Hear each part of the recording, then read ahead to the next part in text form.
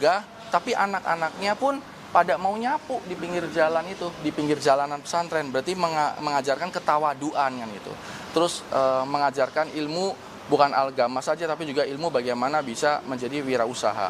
Saya memberikan testimoni-testimoni di situ. Pas sudah terakhirnya baru Pak Panji Gumilang itu memberikan sambutan terakhir kan. Dan di sini saya mulai merasa ada hal yang berbeda.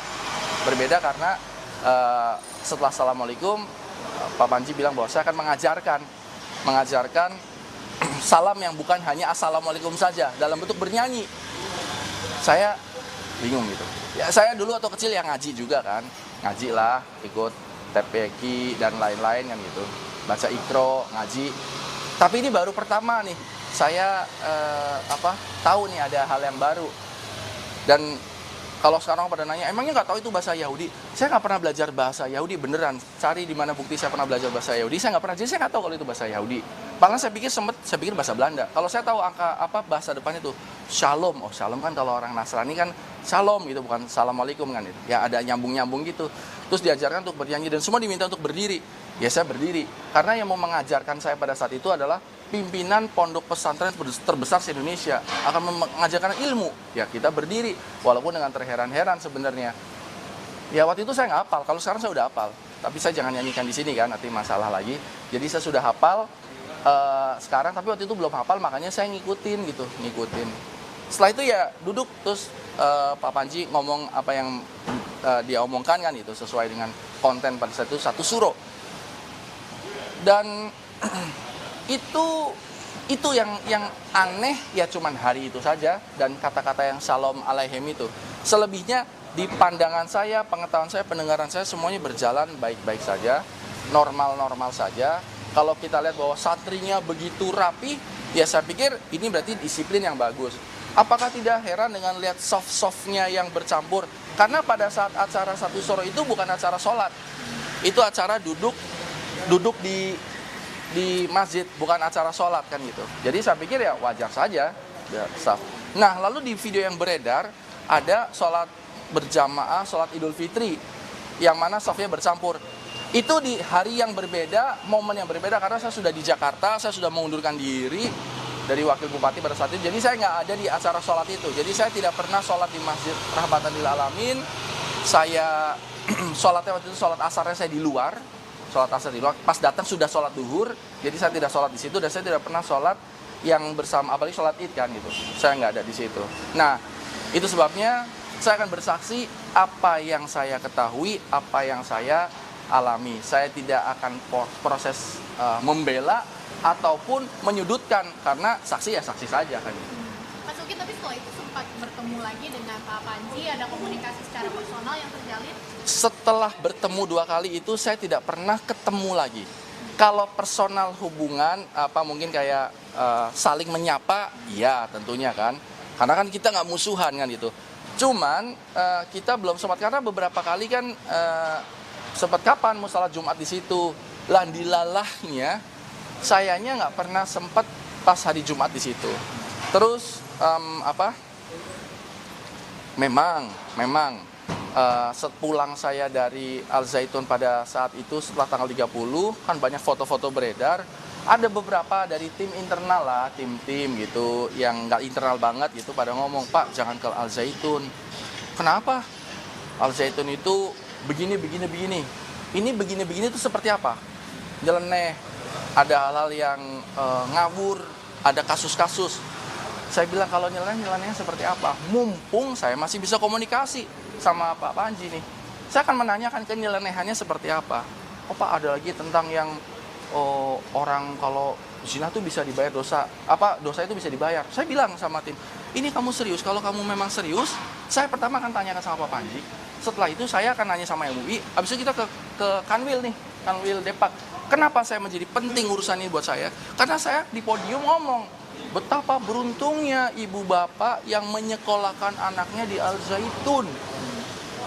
Karena saya lihat konteksnya, ini sekolahnya bagus, rapi, pesantrennya rapi, muridnya yang mau nyapu di pinggir jalan, tahu bagaimana cara bertani dan berusaha, tapi ilmu ngajinya ada. Itu sebabnya saya bilang betapa beruntungnya. Tapi kalau ternyata ini terbukti, kan berarti saya harus saya harus marah dong sama Pak Panji. Pak Panji membuat saya menjadi mempromot, tapi ini ada hal buruk. Tapi ternyata orang-orang yang bilang itu nggak ada yang mau bersaksi, malah cuma tataran katanya. Sehingga itu membuat saya jadi, wah ini mah gosip kan gitu. Tapi kalau memang ada, nanti saya bisa mengadvokasi lah, minimal saya bertabayun sama Pak Panji. Setelah itu saya akan tanya sama MUI, ketua MUI di Indramayu saya juga kenal. Habis itu kita ke kantor Kanwil, tapi ya tidak ada. Ya sudah, habis itu hubungan saya sama Al Zaitun ya cuman berakhir di datangnya pada saat itu cuma 2 kali tahun lalu. Terus kalau komunikasi ya sekedar menyapa saja kan gitu. gitu. Lanjut soal yang tadi bakal komunikasi ke Kanwil itu belum sempat terlaksana waktu masih jadi wabuk ya? Belum sempat karena tidak ada orang yang mau untuk menyampaikan. Kalau kan saya tanya, Pak, begini saya bilang, kamu melihat atau tidak? Saya nggak Pak, tapi temanmu yang mana? Supaya ini tidak menjadi tataran fitnah. Ini fitnah itu bisa menjadi kepada saya juga kan?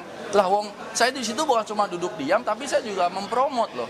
Malahan ada beberapa pertanyaan media pada saat itu yang bagaimana rasanya masuk ke dalam Al Zaitun. Saya sebenarnya sempat heran ada media yang nanya seperti itu.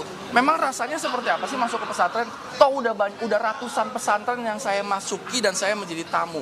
Ya rasanya biasa-biasa saja melihat fasilitas dan lain-lain kan. Tapi kok ini sampai ada pertanyaan seperti itu. Lalu saya ceritakan, iya nggak ada apa-apa, biasa aja. Bahkan dari pagar depan, kenapa pagarnya ditutup? Karena saya tanya, kenapa pagarnya ditutup? Orang kalau mau sholat seperti apa? Ya sholat aja, tapi pagar ditutup itu kan karena memang kita punya aset banyak. Lihat tuh Lup, manggil saya kan Lup gitu. Itu kambing-kambingnya kan memang diumbar, kambingnya kan banyak. Kalau misalnya nggak tutup kan bisa hilang itu kambing atau keluar kambing itu. Jadi bagi saya masuk akal kenapa pintu ditutup.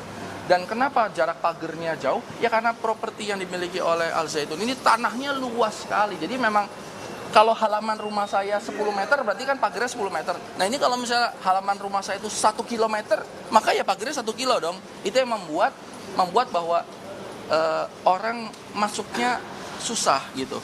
Terlepas dijaga atau tidak dijaga, ya rumah kita kan ada satpamnya kadang-kadang dijaga. Nah itu dijelaskan sama Pak Panji Gumilang. Jadi bagi saya masuk akal saya hal seperti ini kan, gitu. Tapi selebihnya saya tidak terlalu masuk ke ranah lebih dalam. Kenapa? Saya pun sempat nanya, ini masjid gede banget, bagus, berapa ini bangunnya?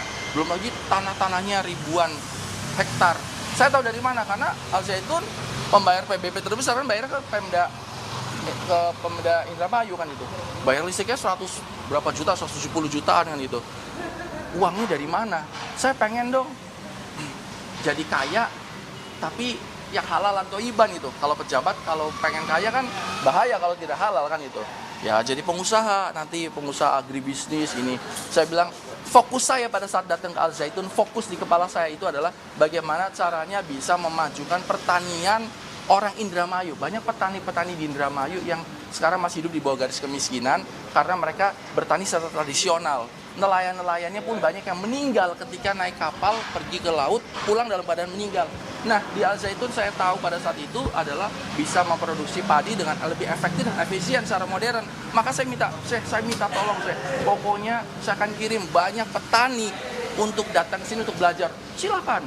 Bahkan saya akan membuat ini kapal-kapal ini menjadi contoh supaya para pembuat kapal di Karangsong Indramayu kan banyak pembuat kapal supaya bisa mencontoh prototipe atau kapal yang dibuat oleh Al Zaitun yang mana itu lebih aman. Banyak yang nelayan itu kalau kena ke gudang kapal itu kan ada kayak kotaknya tuh buat dieselnya atau apa, itu banyak yang meninggal karena terhirup asap. Nah di Al Zaitun tuh bikin kapalnya tuh bagus gitu, nggak begitu. Jadi saya fokusnya ke situ, saya tidak bicara, fokus saya itu nggak ke arah yang agama pada saat itu. Saya cuma fokusnya tentang petani sama nelayan supaya bisa diajarkan lebih bagus kan gitu.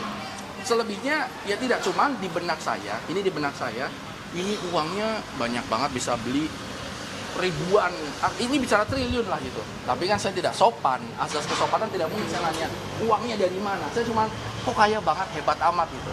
Nah, dibilang katanya untuk dari usaha agribisnis dan lain-lain. Dan sekarang ya akhirnya saya jadi tahu bahwa ada beberapa ini saya sebagai pemirsa saya melihat bahwa di berita-berita dikatakan bahwa ada rekening-rekening yang dibekukan oleh PPATK, dan tidak mungkin PPATK membekukan rekening Mbak atau Mas kalau tidak ada indikasi kan itu loh.